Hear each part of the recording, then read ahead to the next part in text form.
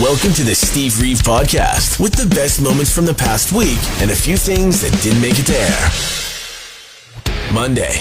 If your dream has been to live in the Home Alone mansion from the first two and therefore only ones that count films, unfortunately the price tag might make you a little bit upset, might leave you screaming. Yeah, you know the scream. You know the whole story. But if you didn't know, the mansion itself, real life mansion, up for sale, $5.25 million asking price. No big deal. Only, to be clear, the exterior and front entrance is what was used for the first couple of those movies. The majority of the interior of the McAllister house was all built in the gym of a former high school. If you don't know the story, that was the very same school that was the spot where John Hughes put his production company, and it was used for scenes in Uncle Buck, Ferris Bueller's Day Off, a few other movies. Also, the colorful whimsy of the house in the film, the Home Alone house, is completely whitewashed. I mean, literally, every wall gleaming white. And it all feels a little bit cold and soulless in the listing photos, unfortunately. Still, though, a mansion is a mansion. And with only $5 million in change, you too could have your brass statues knocked over by Little Nero's pizza deliveries in no time. Bruce Springsteen has had to postpone a couple of shows on the European leg of his big world tour. Now, this is the big tour that got completely delayed for nearly a year due to medical issues. And this, not the same scenario, but under doctor's orders and direction. He says that he has postponed shows to deal with the vocal issues, but he is resting comfortably and recuperating. Now, the Black Keys, many people were kind of shocked to see that their entire North American tour was canceled without a word. But they have now added the words to explain that they say that they, after learning things while touring in the UK, have decided to change things up for the North American leg, and they say they're pretty sure everyone's going to be excited when they see what is in mind. Now, critics are saying it's likely due to the dwindling sales on tickets that have led to a change-up, but no official word on that. Sad news to end off on. Doug Ingle of Iron Butterfly fame, the absolutely legendary psych rock band, passed away just last week, actually, on the 24th in the presence of family at the age of 78. You're listening to the Steve Reeve Podcast from 100.5 Cruz FM. What makes camping camping, and at what point is something near camping but not quite actually hitting the mark? For instance, giant, fully decked out RV stays in a permanent spot. You're on the lake, but is that camping? And I'm not here to tell you the answer. I'm here to ask you the question. You tell me, 780-715-2789. What do you think makes camping camping? And at what point is it no longer camping anymore? Because some people will tell you, well, I mean, if you're not pitching a tent, you're not camping. But what about those authentic tents that are, I mean, they're like a tent, but they're made of wood. They're permanent. They're not exactly the most comfy, but I mean, a little easier than having to do the setup and take down yourself. For instance, glamping, glamorous camping, so-called. I mean, what is the line? What is the limit? You tell me. Of course, words really just are words. Don't really mean anything, like salad, for instance. I mean, fruit salad, salad, pretty similar. But what about chicken or tuna salad? I mean, are nachos a salad? Because you put toppings and vegetables on top of it. I mean, words are just words. They can mean anything. What is it for you? Tuesday. This was really cool. Just yesterday, GQ released some audio, video of Kevin Costner in an interview talking about how he basically saved the day when it came to the movie For the Love of the Game. That came out in 1999. Can't believe it's already been 25 years, and that's why they're talking about it. But it's a really, really, really touching movie. But it features, in particular, the Yankee Stadium, and a loss, which wasn't really sitting well, despite a contract being in place with the owner of the Yankees at the time. Here's some of the audio from that interview. So I listened to him. There was a little bit of silence, and I finally said, and I used different words than I'm going to use with you. I said, George, what are you talking about? You can guess what I filled in. And he said, what? I said, what are you talking about? I said, the Yankees don't lose. They win. Now I'm really lying right here, right now, because they do lose. I kicked their ass with a perfect game. And he goes, what do you mean they don't lose? And I said, tap dancing. I said, you guys win the pennant. This is a meaningless game. You guys actually win. You don't need this game. In fact, you even bring up minor leaguers. I'm thinking, God, I'm just a world-class liar here. And I said, you win. In fact, you not only win the pennant, George, you go on to win the World Series. And with that, the power of acting, Kevin Costner convinces owner of the Yankees to let them use Yankee Stadium because he says later on in the movie, story that you'll never see on screen, they end up winning the pennant, they end up winning the World Series. Fun fact is that later on, the next season, the Yankees actually did win the World Series. Some sad news this morning about, an internet-famous cat from Fort McMurray, specifically.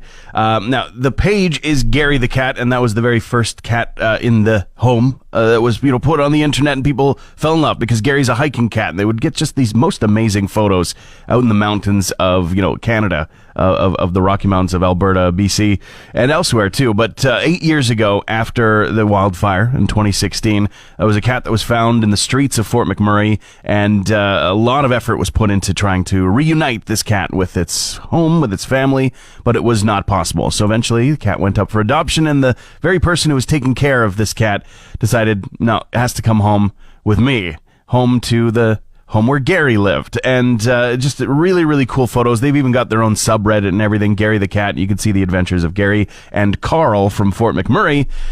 However, as you probably have guessed, Carl is no longer with us. Unfortunately, had to be put down, had to be euthanized due to, medical issues and everything. And the people who are fans and, of course, just the bleeding hearts, lovers of pets, they're coming together. It's one of those things where, all of our beloved pets that are no longer with us are missed so dearly, and that's just going to be the very same situation for Carl, just kind of in front of a few more eyes. Metallica starting us off as they have played a song for the very first time live in concert. They were in Munich just a couple nights ago as part of their big European leg of the giant 72 Seasons tour.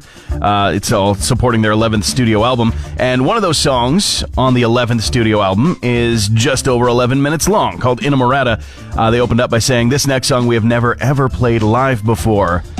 And, in our band, we don't recognize the word mistake because there are no mistakes. There's just unique moments that happen. All right? That's what we're going to tell ourselves. This one is from 72 Seasons. It's one of my favorites, and so I'm going to like it. Weird intro, I think, but still, cool that they were playing the song. Dolly Parton is in the news as well with a brand new album on the way. This on the wake of her rock and roll album that really did make waves. But the new one is going to be a little closer to home. Dolly Parton and Family, Smoky Mountain DNA, Family, Faith, and Fables is the full title. It's a long title for sure, but the idea is that it is going to trace back not only the genetic origins of her family back to the United Kingdom, to the current home in East Tennessee in the Great Smoky Mountains, but also the musical history about that journey as well. No word on exactly when that's going to be arriving, but it also comes with a documentary series to watch.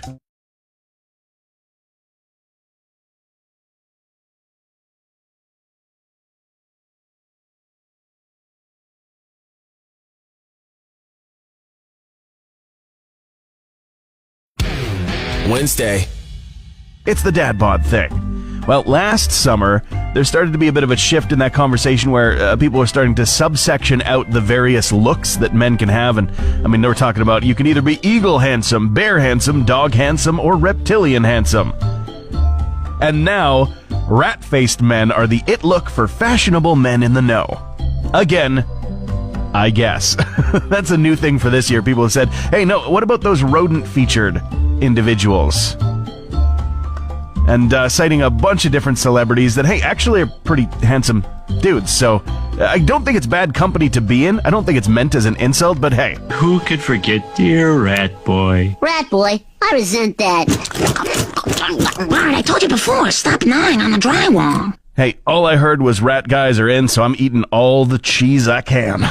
60% of people, according to a new study finds that everyday chores will keep you fit. I feel like that is my toxic trait called out in no uncertain terms. It honestly does have a big benefit. You can't be too sedentary. Sitting is the biggest killer. You just have to get up and moving, and your chores can help with that. You just stand up for a while, you do some dishes, you do the laundry. We have stairs involved in doing the laundry as well. So, you're basically running drills up and down that. once an hour, so not very high impact. But 60% of people believe in that everyday chores can help keep you fit. That is absolutely where my head is at, because then you make the excuse. Then you make the excuse if you don't actually want to do the workout. And you go, well, I did some stuff, though. I was active. I was up.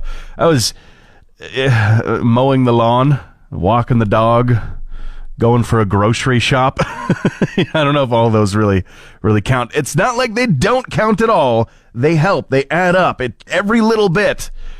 But it's not a workout. Let's be clear about that.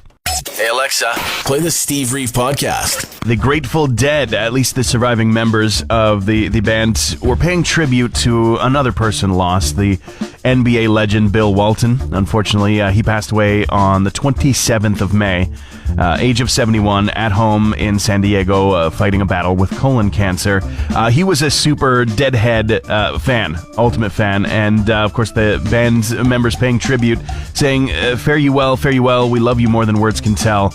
Bill was an irreplaceable force and spirit in our family, and he loved this band and we loved him. Very, very, very, very touching to see.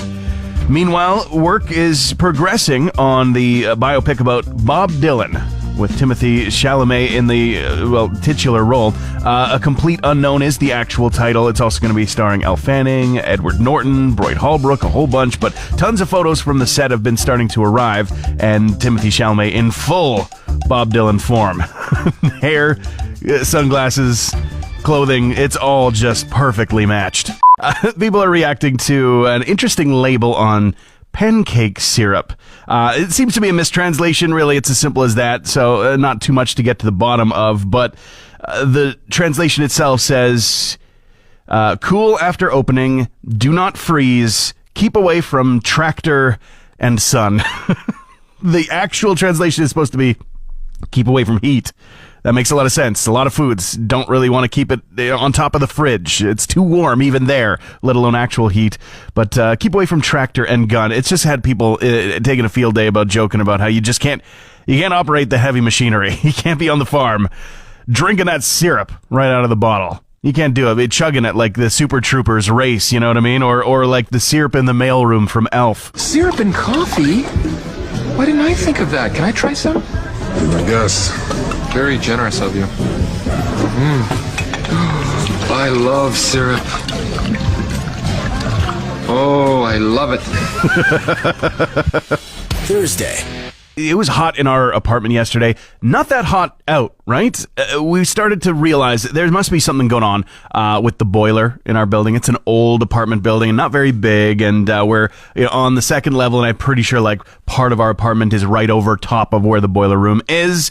And so, we got in touch, and somebody's going to be working on it, taking a look at what the issue is. But I mean, we're talking like 27 degrees inside our apartment when it was like 14 degrees outside. It doesn't make any sense. Right? There's not enough sunlight to actually turn us into a greenhouse and actually make it that hot. So something had to be done. But in the moment, we still needed to cool ourselves down. Thank goodness for us trying to think ahead while we were under the evacuation alert not that long ago, because in our apartment, I didn't even realize that my significant other did this, but in order to try and keep some of the food fresh if we did have to leave, she started making ice in, the Tupperware containers, the plastic food containers in the freezer. We had tons of them. So we had those going in front of the fan. It is one of those things where it works. It does cool you down a little bit. That first hit of the wind getting cool and hitting you. Oh, it's such a relief. But also ultimately such a demoralizing experience, because as you watch that ice just melt away, knowing that there's not enough to replenish it, you're still not cool enough. That's why you buy the bags of ice. Hardly ever watch Saturday Night Live these days. They just wrapped up their 49th season, and they're going to be putting out an SNL retrospective series coming to their YouTube channel called Everything You Need to Know About Saturday Night Live. Of course, that's going to be leading up to the start of the milestone season 50, kicking off June 6th with the first episode, and hopefully available to us here in Canada. So over the past at least couple decades, traditionally Saturday Night Live, not so easy to share with your friends. Oh yeah, I saw this great sketch. It was hilarious on Saturday. Let me look it up for you. No, okay, it's not there. Okay, banned in our country. Okay, no, it's not on YouTube. It's not there. No, it has devolved to, as a Canadian, my consumption of SNL is now basically YouTube clip compilations with unhinged titles that never show a full sketch from start to finish. Thanks for listening to the Steve Reeve Podcast from 100.5 Cruz FM. The Police right at the front.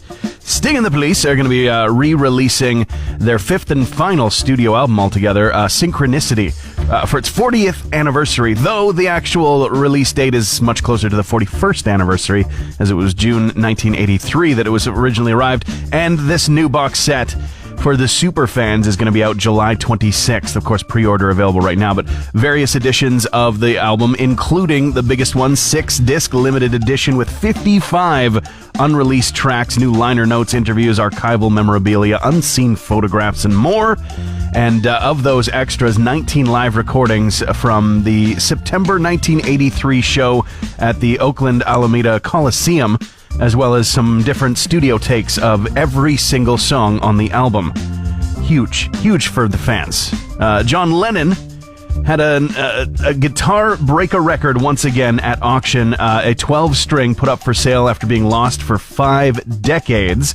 It was played by both John Lennon as well as George Harrison and appeared in the movie Help. Absolutely shattered previous auction records. Just a huge amount of money. $2.9 million or 2.3 million pounds. Strange escalation at the border between North and South Korea. Just reading about this morning. For some time, balloons with things from South Korea attached have been sent into North Korea. Political leaflets, food, medicine, money, and contraband K-pop music and dramas. Actual, flash drives, USB sticks just filled with music and videos. So in response, this week it appears that some 200 balloons, give or take, varying reports, carrying trash, spent batteries, shoes, and poop have been heading the opposite direction in a tit-for-tat retaliation. Not to make too much light of the situation, as there are very real stakes that affect millions and millions of people on this planet with that, conflict, that kind of standoff. But let's break it down. Trash and turds are being thrown over the fence because somebody doesn't like the music they're hearing. This really is a fight between neighbors, isn't it? Friday. How long is the ideal concert? Now, just to make sure that everybody's kind of on the same page, you're talking like a big show, probably more of like an arena or setting like that, venue like that, opener and headliner, just one of each, no festival schedule. And getting a couple of answers. Tracy just saying, hey, half hour for the opener and an hour for the main act. Simple, clean numbers, even. Give or take, of course. Maybe they do an encore. You get a few more minutes. Now, there's going to be some changeover as well, so we're not talking like a 90-minute event at that point. It's probably closer to about 2 hours, and I'd say that's pretty decent. I think a cap would probably be at about the 3-hour mark for me. We don't need to go much longer than that, but feels like maybe you get real value for your ticket price if you're getting 3 full hours. Now, Jason did get in touch and said, hey, but it really depends on when the concert starts. Reminds me of when Jamie Lee Curtis was talking about how concerts need to start early for people at her age range. She wants to go. She wants to cheer. She wants to freak out. She also wants to be in bed by 10. Madonna getting sued by a fan who attended one of her most recent performances and says that he was not expecting the conditions and the acts that were seen on stage. Part of the suit states, and I quote, forcing consumers to wait hours in hot, uncomfortable arenas and subjecting them to pornography without warning is demonstrative of Madonna's flippant disrespect for her fans. Reported as per The Independent. I kind of feel like maybe you're not as big of a Madonna fan as you thought you were, if that's how you feel. But to each their own. We'll see how that lawsuit goes. There is another big milestone event that might be happening with regards to the catalog of Queen music. The biggest sale of its kind could be coming. It's reported that Sony, as well as another investor, are in talks to make a purchase of the entire catalog for $1 billion. It's never gone like that before. But, again, it's just reported. We'll see if it actually happens on the dotted line. The Deadpool and Wolverine popcorn bucket has been revealed. It was promised. People were freaking out about the Dune 2 popcorn bucket, as in, oh God, what are you doing to that popcorn bucket? It's a theater. It's suggestive. And Ryan Reynolds said, just wait until you see the Deadpool and Wolverine popcorn bucket. And yesterday the video was put out all over his social media on his YouTube page. We've got it linked on cruiseradio.com if you want to take a look. Yeah, it's unhinged. It's just as unhinged as you would expect, with a soundtrack as epic as it could possibly be to boot.